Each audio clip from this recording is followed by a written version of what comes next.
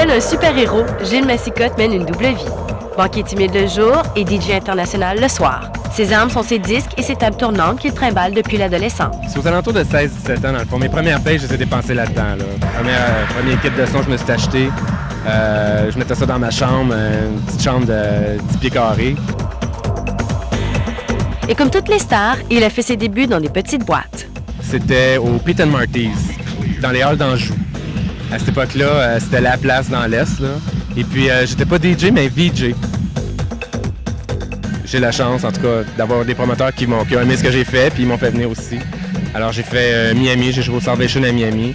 J'ai joué au Factory à Los Angeles. Et le plus régulièrement aussi au Rise à Boston. J'ai une résidence présentement au Queen. Je vais jouer à peu près tous les 4 mois. C'est une belle reconnaissance que le Queen a envers moi. Gilles Massicotte mène cette vie depuis plus de 15 ans déjà et il assume pleinement ce changement d'identité. C'est deux milieux justement tellement différents. Il y en a un que c'est très encadré, très structuré.